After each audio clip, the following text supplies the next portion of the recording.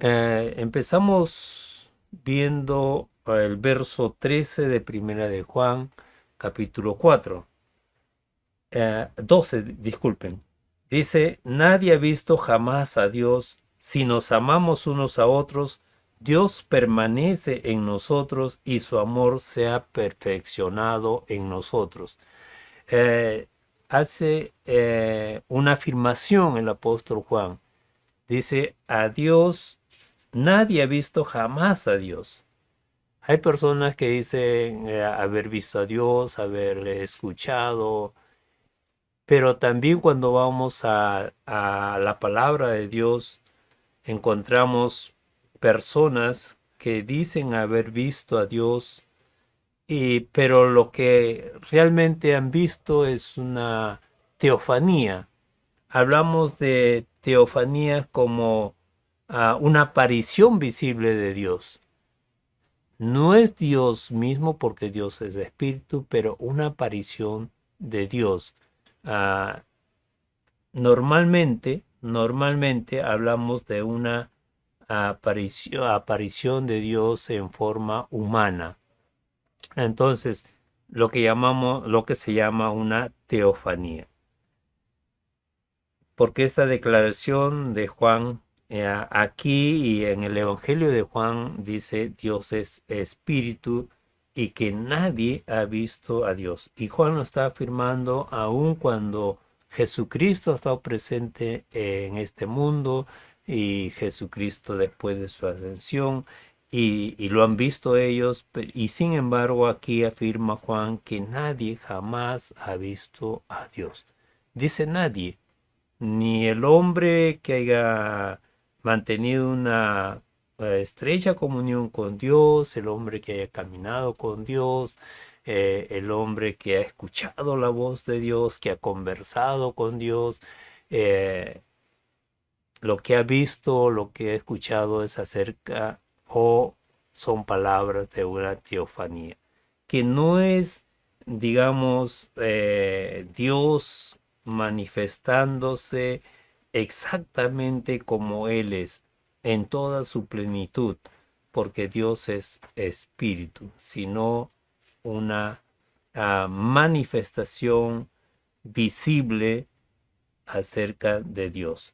Dice 1 Timoteo 1:17, por tanto, al Rey de los siglos, inmortal, invisible, al único y sabio Dios sea honor y gloria por los siglos de los siglos. Amén. Dice Dios invisible. En Juan 4:24 también dice, Dios es espíritu y los que le adoran en espíritu y en verdad es necesario que adoren. Entonces encontramos textos así en la Biblia que nos hablan que Dios o que nadie puede ver a Dios y jamás lo han visto realmente, ¿no? Pero algo que encontramos es que Dios puede ser manifestado a sí mismo a través o por medio de los creyentes, ¿no? Ah, y eso se hace visible por medio de los creyentes que se aman entre sí mismos, que se manifiestan amor unos a los otros. Eh, el mundo eh, no está viendo a Jesús tal como se presenta en la palabra. La única manera, ¿no? Porque él estuvo en este mundo hace 2000 años, hace 2 siglos aproximadamente, y no lo ven a Jesús.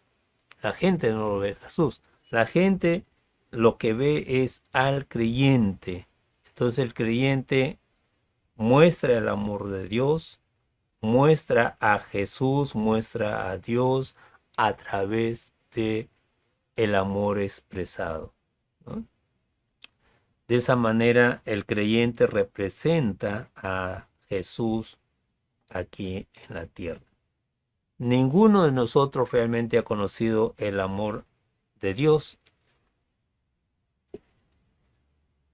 sino el amor que Dios mostró a través de la persona de Jesús. cuando Él murió por nosotros, cuando Él ha resucitado por nosotros. El apóstol Pablo dice en Romanos 5:5, el amor de Dios ha sido derramado en nuestros corazones por el Espíritu Santo que nos fue dado. Un poco más, en el versículo 8, dice, pero Dios muestra su amor para con nosotros en que siendo aún pecadores, Cristo murió por nosotros. Es la muerte de Cristo que ha evidenciado el amor de Dios hacia nosotros.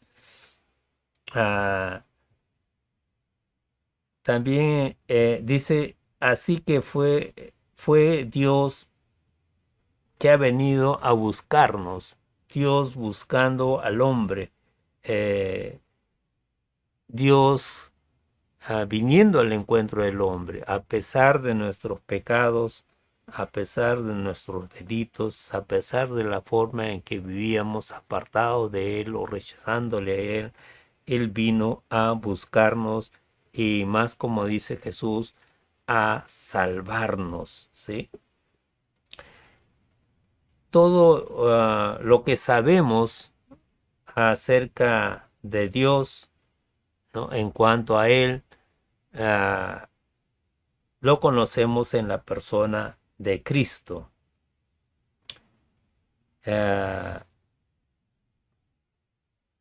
Todo lo que conocemos, ¿no?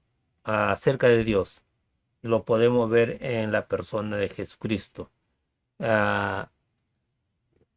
Todo lo que puede ser el sentir de Dios a través de la palabra, vemos a la persona de Jesús y podemos decir, ese era el sentir de Dios, ¿no?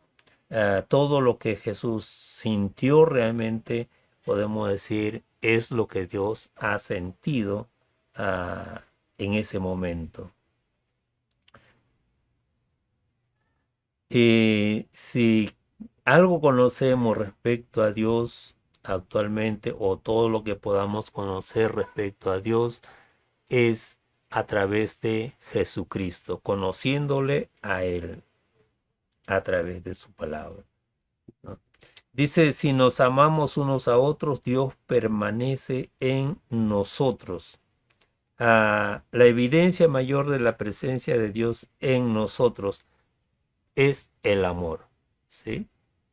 Nosotros podemos decir, Dios permanece en mí, o tengo el Espíritu de Dios habitando en mí, tengo a Dios habitando en mí, pero si no hay expresiones de amor, si no amamos a los hermanos, entonces son palabras nomás, ¿no?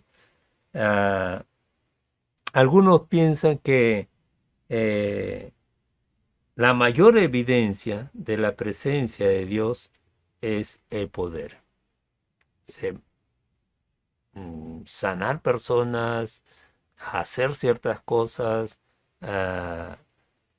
como dice, manifestar algún don que muestre grandeza, algo sobrenatural, entonces decimos, esa es la evidencia de la presencia de Dios en tal persona. Otros piensan que la evidencia de la presencia o de la presencia o la obra de Dios es la popularidad. Cuanto más personas le siguen, cuanto más personas le escuchan, cuanto más personas están pendientes de alguien o alguien es conocido ampliamente, entonces decimos, ya ve, ahí está, esa es la evidencia de la presencia de Dios en ese lugar. O puede ser en una persona o puede ser en algún lugar. Otros piensan que la evidencia de la presencia de la obra de Dios son los sentimientos apasionados, ¿no?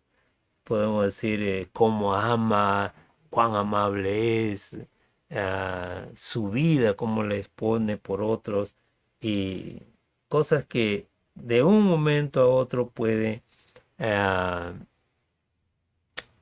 aflorar, ¿no? Un sentimiento de entrega, de darse por otros. Entonces decimos, ahí está la presencia de Dios. Pero, ¿por qué esos sentimientos? Que también pueden ser fingidos, aún el amor, como dice la palabra de Dios, que nuestro amor sea sin fingimiento. Podemos fingir, manifestar algún sentimiento, ¿no? Podemos a manifestar pena, tristeza o de repente alegría también, ¿no? Y decimos, ahí está Dios. Tengamos cuidado, ¿no? Ah, la evidencia es realmente el amor, ¿no? Es el amor. Si manifestamos amor por los hermanos, podemos decir, ¿no? Que permanecemos en Dios, ¿sí? Que Él permanece en nosotros, que Él habita en nosotros realmente. También nos dice, su amor se ha perfeccionado en nosotros. Esta es una palabra traducida del griego, perfeccionado, de una palabra griega que significa perfecto. No, que significa no perfecto, sino maduro y completo. Se nos ha traducido así, ¿no? Perfeccionado, pero significa maduro y completo. Si nos amamos unos a otros. Entonces el amor de Dios es maduro, es completo en nosotros. ¿Sí? No, no es no habla de perfección, sino de madurez, de algo completo, ¿no? Entonces, si amamos a los hermanos, podemos decir que el amor de Dios es maduro en nosotros, ¿no? Cuando leemos el verso 13 al 15, que dice así, en esto conocemos que permanecemos en Él y Él en nosotros, en que nos ha dado de su Espíritu. Y nosotros hemos visto y testificamos que el Padre ha enviado al Hijo, el Salvador del mundo. Todo aquel que confiese que Jesús es el Hijo de Dios, permanece en Él y Él en Dios, ¿no? Ahí tenemos estos versos, 3 versos que nos hablan de la naturaleza de una relación de amor con Dios, el origen, ¿no? ¿De dónde procede? ¿Por qué nosotros amamos a Dios? ¿Sí? Dice, en esto conocemos que permanecemos en Él y conocemos que permanecemos en Él en esto, dice, ¿no? En esto está relacionado a lo anterior, ¿sí? Podemos conocer por experiencia, ¿sí? Es que vivimos en Dios. Podemos conocer. No podemos vivir o vivimos en la ignorancia. Es algo que se puede, es posible conocer, ¿no? Que permanecemos en Dios, ¿sí? Y debemos estar seguros en ello, ¿sí? Si su amor ha sido perfeccionado en nosotros, si su amor ha madurado en nosotros, sabemos que su amor ha sido perfeccionado, dice si amamos o nos amamos unos a otros. Los cristianos pueden decir conocemos, ¿sí? No tenemos que simplemente tener esperanza, no es algo que vamos a esperar que suceda, ¿no? Ya lo sabremos en el futuro. No, es algo que ahora podemos conocer. No podemos vivir en incertidumbre o esperar que suceda, ¿no? Como dice, vamos a ir a la gloria, vamos a ir al cielo, ¿sí? Eh, También estamos seguros de que el Señor nos ha redimido, de que su muerte ha sido por nosotros, de que su derramamiento de sangre ha sido por nuestro pecado. Dice, podemos conocer ahora, ¿no? En esta vida, en el presente, podemos conocer, ¿no? Dice que permanecemos en Él y Él en nosotros. Nuestra permanencia en Jesús no depende de nosotros mismos, o sea, no es de nosotros solo, que nosotros intentamos conocerlo, acercarnos, que luchamos por una permanencia en Él, nos esforzamos en ese sentido y que Él está apartándose, alejándose, tomando distancia de nosotros, cubriéndose como un velo de tal manera que no lo conozcamos. No es así. Eh, si nosotros, como dice, le buscamos, entonces Él también se da a conocer, ¿no? Ah, como dice que permanecemos en Él, entonces Él también permanece en nosotros. Esto es de ida y vuelta, ¿no? Es algo en dos sentidos, que nosotros podemos permanecer y al mismo tiempo Él permanece en nosotros, ¿no? En Juan 15:4 dice, permaneced en mí y yo en vosotros, dijo el Señor Jesús.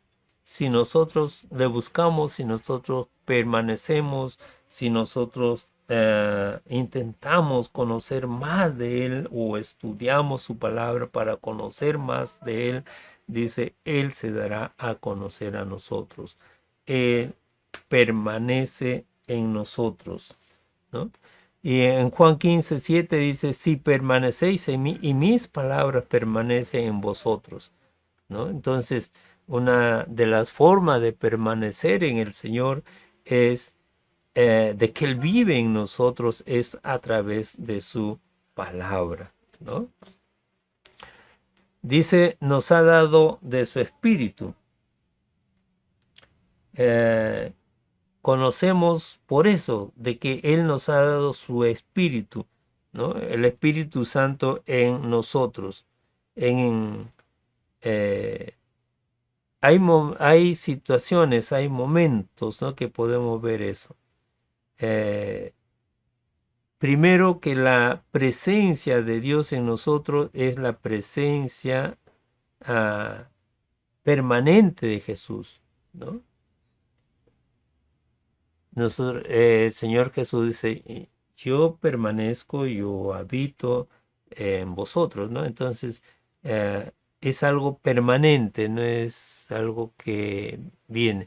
Pues hemos sido, dice, sellados con el Espíritu. Es algo permanente en nosotros. Si es cierto que el Señor Jesucristo ascendió a la gloria del Padre, pero vino el Espíritu a morar en nosotros.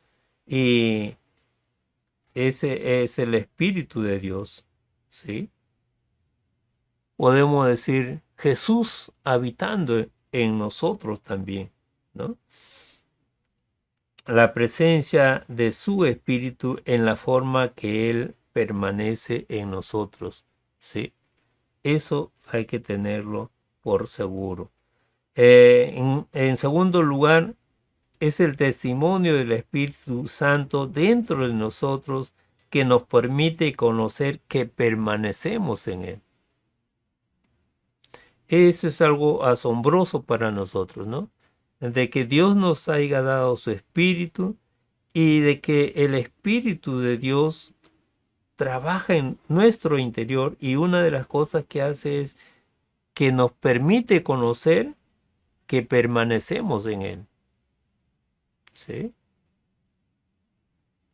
En Romanos 8:16 dice, el Espíritu mismo da testimonio a nuestro espíritu de que somos hijos de Dios. O sea, el Espíritu que mora en nosotros da testimonio, ¿no? Testifica que somos hijos de Dios, ¿sí? Y eso trae seguridad a nuestra vida. Dice el verso que hemos leído, hemos visto y nosotros hemos visto y testificamos. Dice hemos, ¿no? Vieron a Jesús ellos, como dice, originalmente lo vieron. Vieron sus obras, vieron cómo se conducía con sus enemigos, con el pobre, ¿no? Entonces ellos vivieron en la presencia de Jesús en tanto, por lo menos esos 3 años, dice, fueron testigos oculares de la presencia de Él, ¿no? De lo que palparon nuestras manos, lo que vimos con nuestros propios ojos, ¿sí? Tocante al verbo de vida, tocante a Jesús. Dice, ellos conocieron que el Padre ha enviado a su Hijo, el Salvador del mundo. Dice, hemos visto y testificamos como alguien que tiene el Espíritu de Dios. Él declara estas verdades que son esenciales. ¿Quién es Dios y cómo Él nos salva? Dice que el Padre ha enviado al Hijo. Es algo que ellos vivieron, es algo que ellos palparon, es algo que ellos vieron, ¿no? Que Jesús fue enviado como el Salvador del mundo. Dice, como el Salvador del mundo.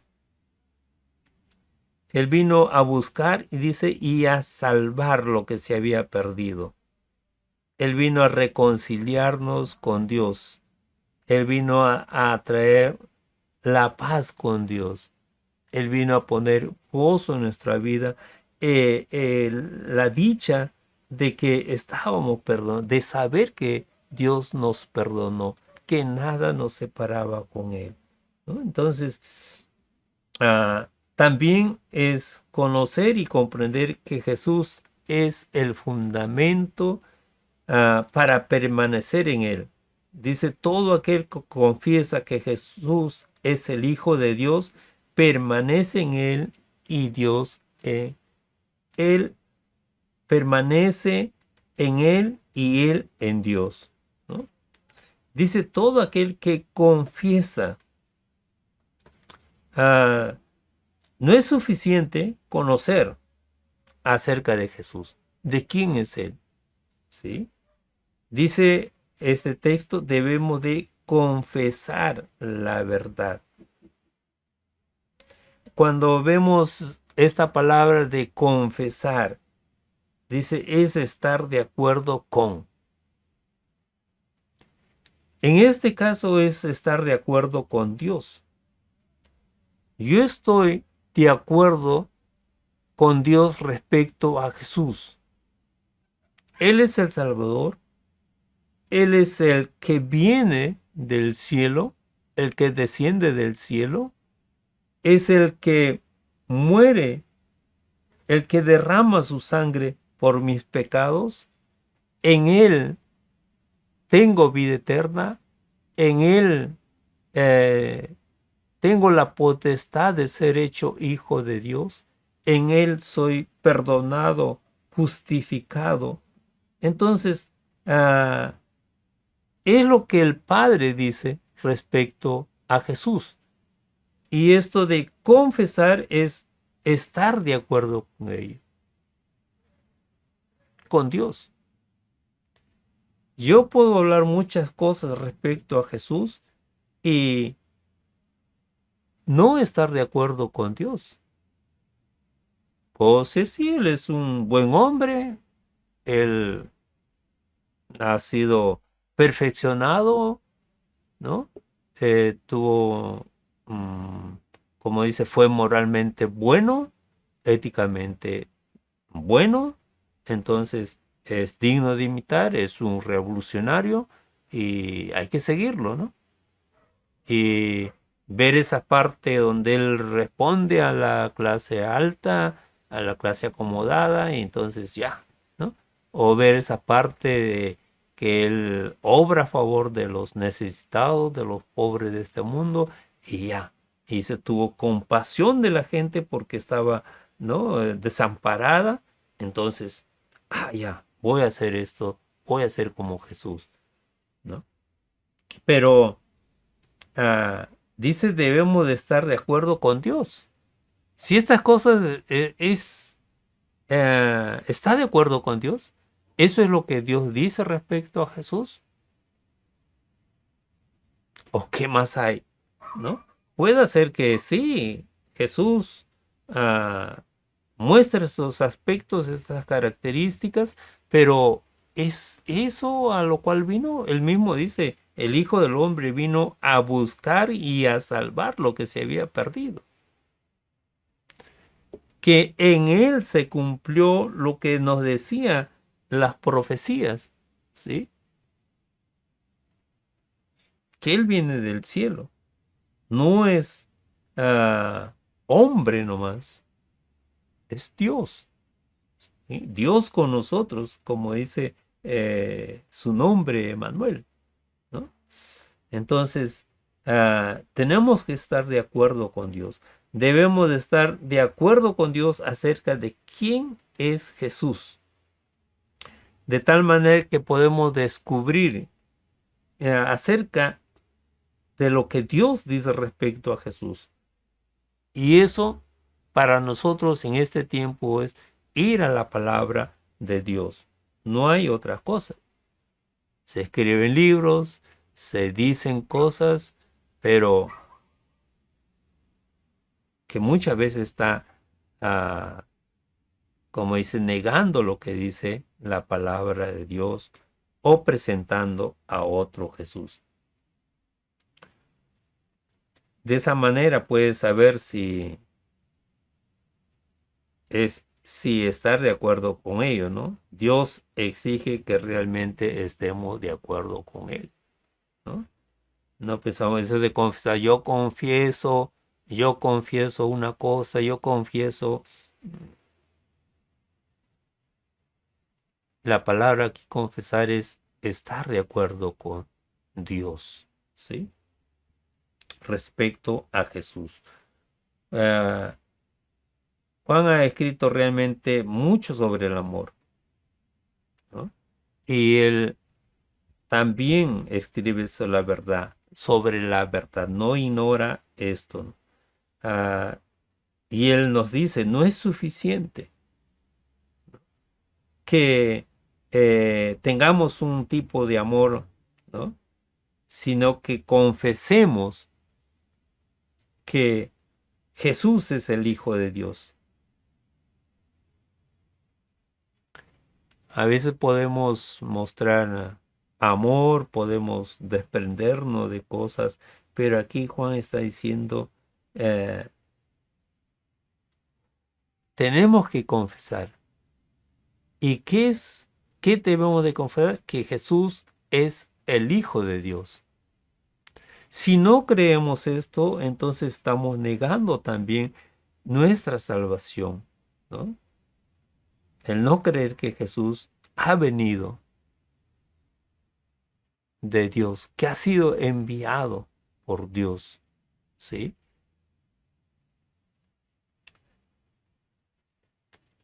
Dice el verso 16, y nosotros hemos conocido y creído el amor que Dios tiene para con nosotros. Dios es amor y el que permanece en amor permanece en Dios y Dios en él.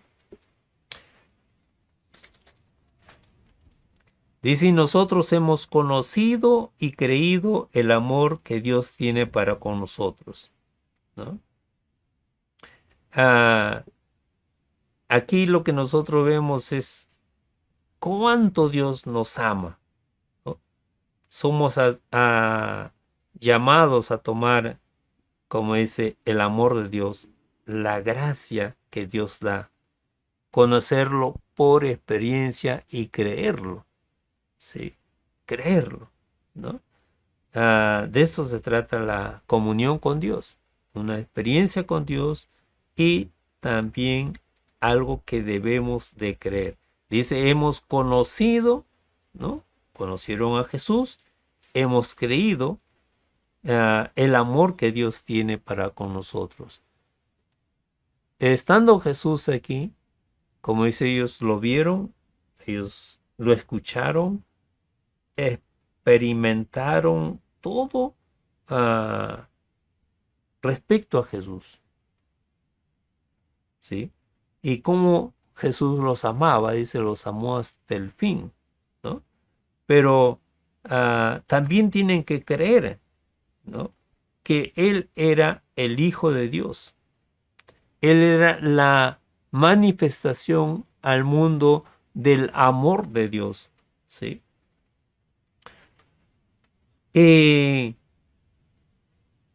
La mayoría responde de una u otra forma a este amor.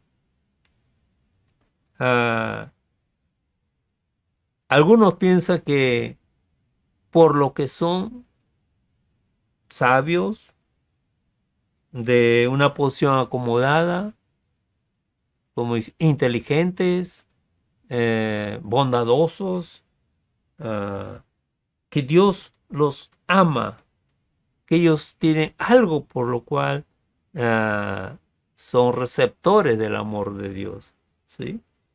Otros dicen, ¿realmente puede Dios amarme?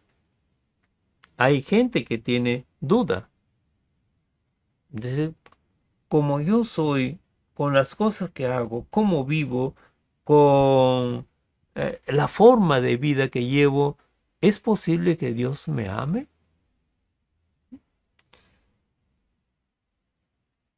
Y otros responden, dice, con cierta maldad, ¿no? Ellos piensan que si Dios me ama, entonces puedo hacer todo lo que me da la gana. Al final, como Él me ama, bueno, me dejará entrar a su gloria, me dejará entrar al cielo. Pero recuerden algo que dice, ¿no? Que si nosotros practicamos el pecado, no somos de Él, no somos hijos de Dios. Y que los que practican el pecado, dice, no entrarán al reino de los cielos. No olvidemos eso, ¿no? Dios quiere que respondamos nosotros conociendo por experiencia, conociendo y creyendo el amor que Dios tiene para con nosotros, ¿no? Entonces, como cristianos debemos de saber y creer que Dios, el amor que Dios tiene para con nosotros. El apóstol Pablo estaba seguro de algo, ¿no? Cuando leemos en Romanos 8, 35, 39, ¿sí? Vamos ahí a buscar Romanos 8, 35.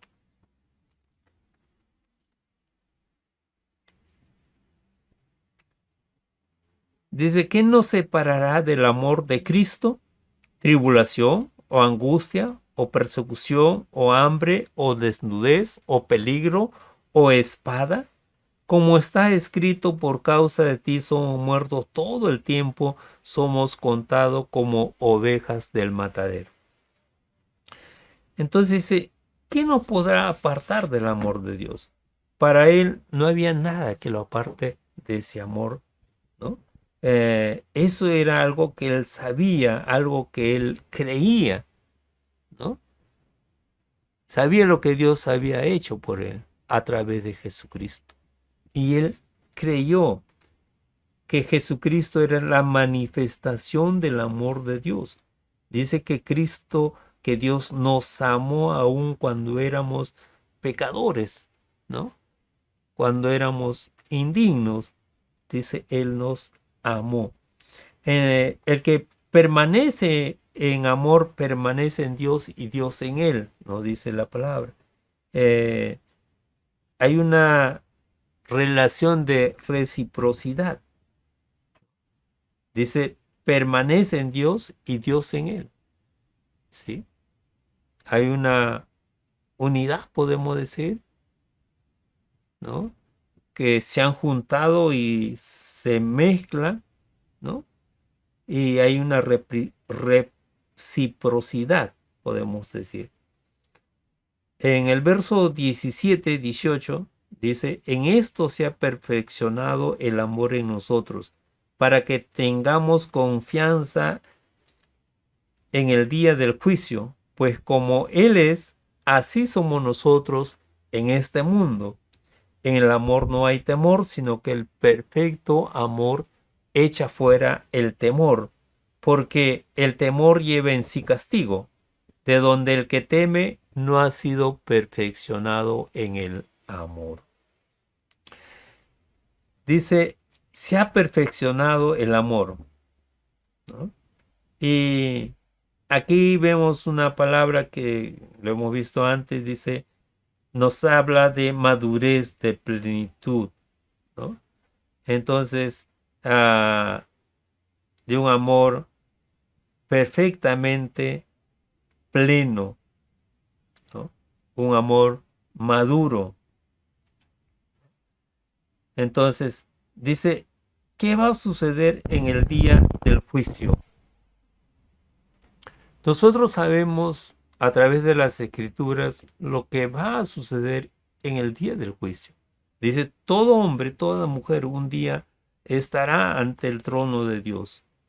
Todo hombre, toda mujer ha de ser juzgado. Aún los cristianos, dice, estaremos en el frente al trono blanco, al trono donde está el Señor Jesucristo, ¿sí? Y nosotros, ¿qué va a suceder en eso? Somos pecadores, pero realmente lo vamos a saber en el día del juicio. Hoy día decimos, ay, todos pecan, ¿no? O algunos dicen, yo no he pecado. Algunos dicen, no tengo de nada de qué arrepentirme, ¿sí? Y algunos piensan que cierta conducta es lo que la mayoría hace y entonces es aprobado también por todos. Y hasta pueden decir, no hago mal a nadie, ¿sí? Pero la Biblia nos habla de lo que es el pecado, pero es ahí donde realmente sabremos lo que es el pecado. Todas, Dios dice es un Dios santo, santo, santo, sin pecado, ¿no? Es como ver a Dios, vernos frente al espejo y conocer realmente lo que somos delante de Él. Y temblaremos ahí al saber realmente, lloraremos ahí posiblemente, ¿no? Y habrá vergüenza posiblemente, ¿sí? Pero es ahí donde nosotros sabemos lo que realmente es un pecador. Ah, el infierno. Algunos acá se ríen. Algunos dicen, ya me acostumbraré. Algunos dicen, Dios es un Dios de amor, entonces, ¿cómo me va a condenar por siempre? Algunos piensan que de repente hay ciertos grados, ¿no? Pero nosotros ponemos nuestras manos al fuego o lo acercamos a cierta distancia, ya sentimos el calor y sacamos la mano. Y si tocamos algo caliente, no sacamos la mano, ¿no? Si nos duchamos y el agua es muy caliente, mismo lo templamos. Se dice que los metales tienen diferentes grados de fundición, ¿no? Así el oro, el bronce, el hierro, tienen grados, ¿no? Y algunos necesitan más de 1000 grados para fundirse. Y es algo irresistible para nosotros. ¿Sí? Pero muchos acerca del infierno, a pesar de que la Biblia nos describe un lugar de tormento, un lugar de sufrimiento, un lugar de oscuridad, al mismo tiempo que arde con fuego y azufre. Y entonces decimos, ¿cómo será todo ello?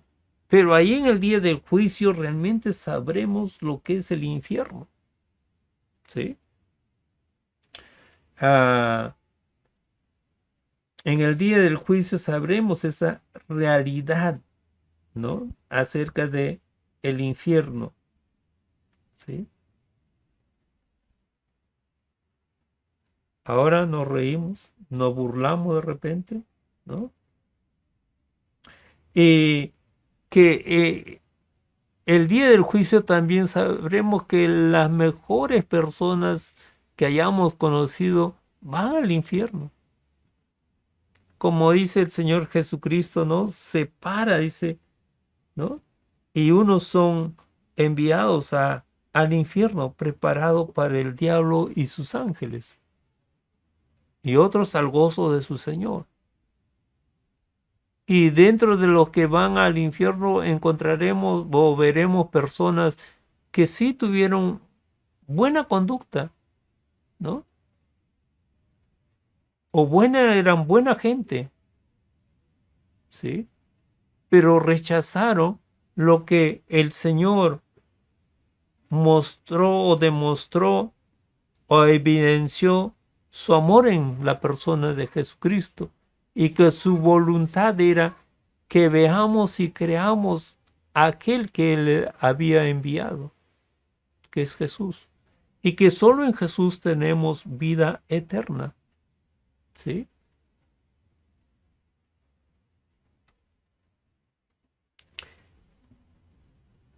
Ahí realmente sabremos lo que es la salvación. Ahora decimos, sí, me ha salvado. Yo tenía destino de condenación eterna y el Señor me salvó. Por mis pecados merecía la condenación eterna. Él me salvó. Él vino, me buscó, no sé qué cosas hizo para encontrarme. ¿Qué cosas o personas usó para mostrar que me amaba, que me buscaba, para decirme que era necesario? De lo contrario, estaba privado, estaba destituido de su gloria. ¿Sí?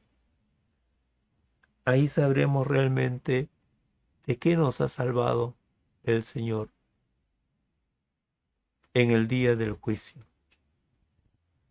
Será día terrible para unos, día de alegría para otros, pero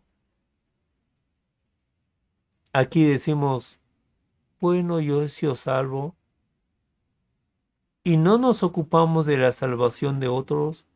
No es nuestra preocupación de la familia, de la gente que decimos amar, sean salvas, porque no somos muy conscientes realmente de qué nos estamos salvando, a dónde van a ir una persona sin Cristo, y que sus obras no lo salvan, y que sus santos, sus cruces no lo salvan, sino solamente Jesús, el Salvador del mundo. Y dice para que tengamos confianza en el día del juicio.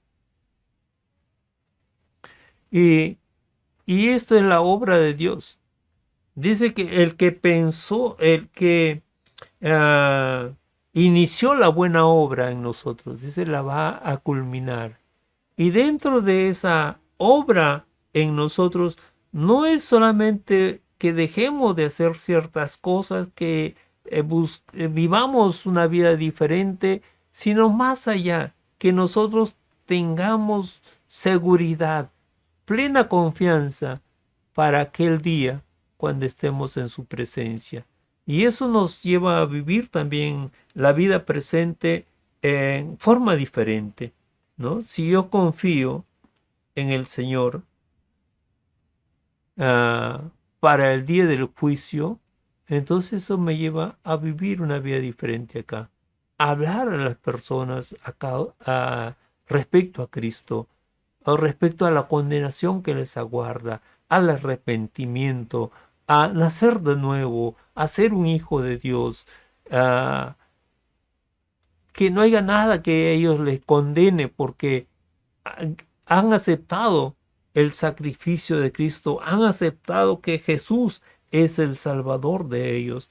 Entonces, tenemos que ver todas esas cosas y de tal manera que Dios obra, Dios a través de su palabra, a través de un sermón, a través de una canción, a través de nuestra experiencia de vida, Dios sigue trabajando en nosotros para llevarnos a este punto, ¿no? Que nosotros tengamos confianza, estemos plenamente convencidos en quién creemos, ¿sí? Y en el día del juicio, todo lo que suceda allá, podamos afrontarlo eh, con confianza, confiados de que la obra de Cristo ha sido hecha por nosotros, ¿no? Pero Dios trabaja eso en nuestra vida. Ah, ahí está el hecho de su palabra, ¿no? Dice, para que nosotros tengamos confianza en el día del juicio. Ah, no solamente es sobrevivir en el día del juicio, ¿no? Eh, Dios quiere que nuestras vidas, como dice, con su amor y su verdad, podamos tener esa confianza, ¿sí? El amor de Dios, como dice, derramado en nosotros, el amor, ese amor que se derrama en otras personas, ¿sí? Y porque Él lo dice, te digo su verdad. El Señor Jesucristo decía, de verdad, de cierto os digo, ¿no? Y habrá una verdad para eh, nosotros hoy en día también, ¿sí? Que a través de Él nos será concedidas cosas que nos lleven a evitar el castigo eterno, la muerte eterna. Al contrario, tengamos vida eterna y disfrutemos por la eternidad en la presencia de Dios, ¿sí?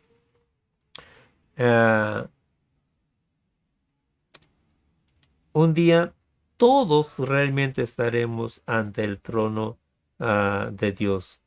Todos enfrentaremos el juicio. Ah, todos iremos ahí y seremos juzgados por Dios. No que hay personas que piensan que van a juzgar a Dios. Y algunos dicen, cuando yo llegue ante Dios le voy a decir por qué esto, por qué lo otro. No, ahí ni van a abrir la boca, ¿sí? Al ver todo ah, lo que en Jesucristo se nos concedió y al rechazarlo lo reciben, entonces eran mudos. No era palabra que puedan articular, como acá lo dicen, ¿sí?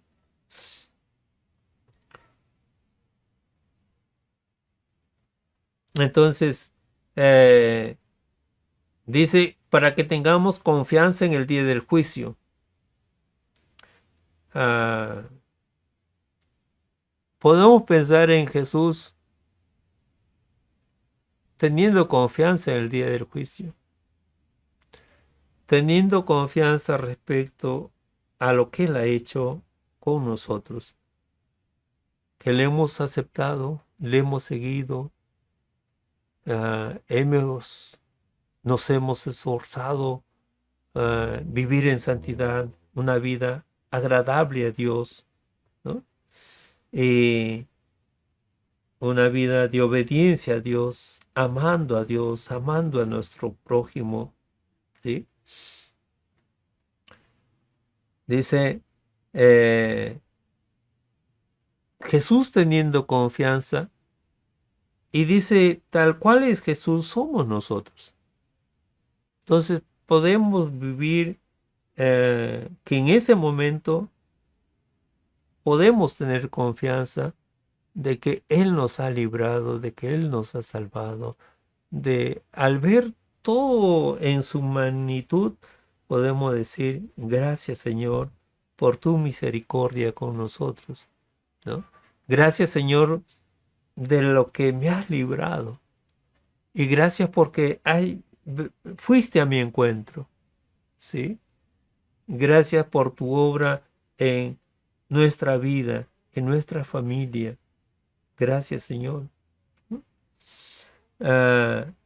Podemos tener esa confianza así como Él es. Dice, así como Él es, así así somos nosotros en este mundo, ¿no? Ahora, hoy, ¿no? Así como Jesús tiene esa confianza de su obra, de lo que ha hecho a favor nuestro, confía también en nosotros, nosotros tengamos esa confianza, no solamente cuando lleguemos allá, sino desde ya, ¿no? Todo lo que se nos ha concedido por medio de Jesucristo, todo, ¿no? Nosotros vivamos confiados, seguros, ¿sí? De tal manera que cuando lleguemos hay un despliegue de confianza por la obra de Jesucristo a favor nuestro y que no afrontaremos lo que aguarda al hombre, a la mujer que vive en sus pecados, ¿sí? Sin arrepentimiento, sin volverse a Dios. Dicen el amor no hay temor, ¿sí?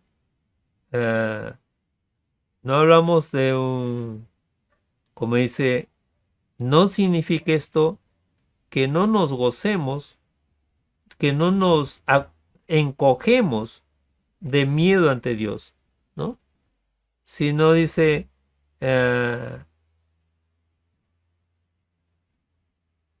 porque sabemos lo que realmente merecemos. Sabemos por la vida que llevamos, ¿no? Pero que el amor de Dios fue derramado en Jesucristo, ¿sí? Dice, si nosotros somos receptores del amor de Dios en Jesucristo, no hay temor, no debemos de temer, no debemos de tener ese miedo a lo que pueda suceder en el día del juicio.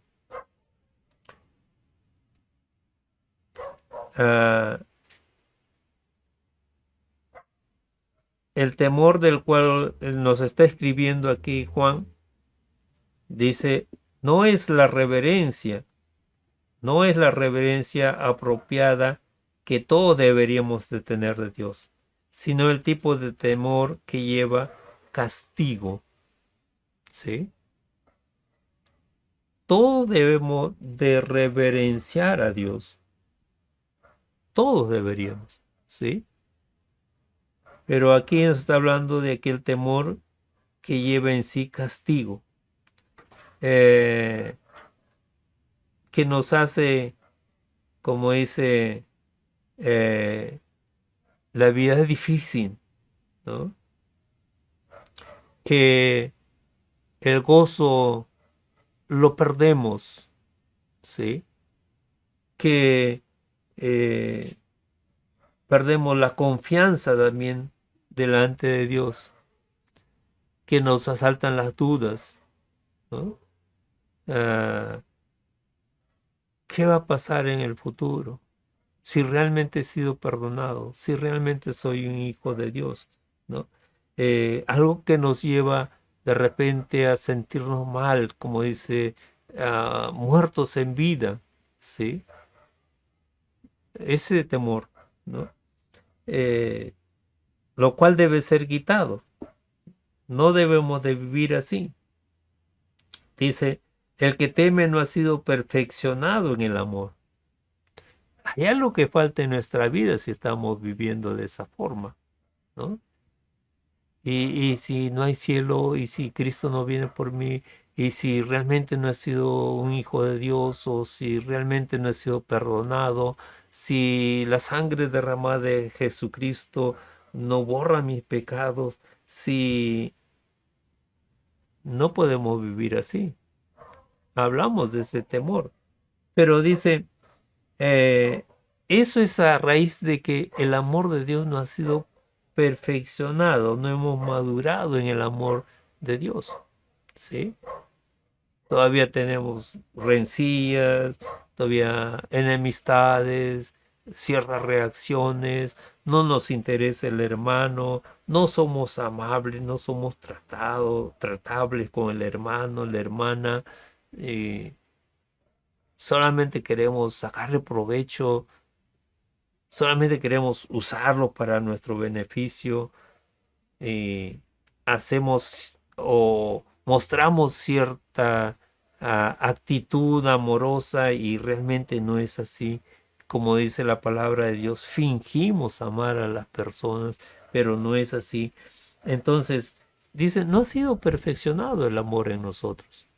Y ahí hay temor, ¿sí?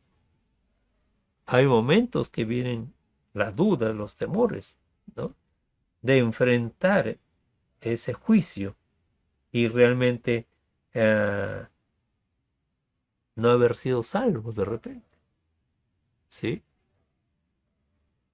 Que seguimos enemistados con Dios o que Él está enemistado contra nosotros, que su ira está pronta a caernos, ¿sí?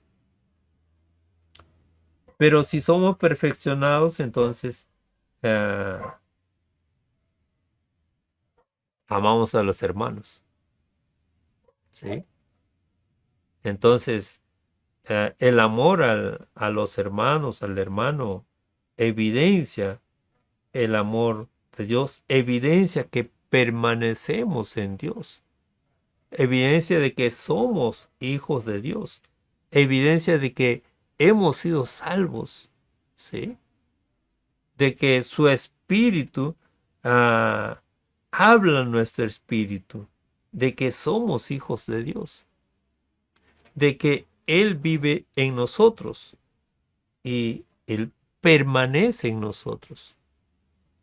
No es una ilusión, sino es algo verdadero, algo real, ¿sí? Dios habitando en nosotros. Ah, tenemos esa seguridad, tenemos esa... ah, el amor de Dios ha sido madurado en nuestras vidas, ¿sí? Es algo completo en nuestras vidas, ¿sí? No es que somos perfectos, pecamos, vamos a Dios, confesamos, pero amamos al hermano, amamos al hermano. Tenemos plena convicción que es obra del Espíritu en nuestra vida, de que somos hijos de Dios, ¿sí? Bien, vamos a quedar ahí en el verso 19, ¿no? Dice, podemos conocer, podemos saber, ¿sí? Eh, tener esa certeza, esa confianza, como dice, para el día que estemos frente al Señor, que enfrentemos el juicio del Señor, ¿sí? Y, y esa confianza es porque el amor de Dios se ha perfeccionado en nuestra vida. Es un amor maduro, es un amor pleno, ¿no?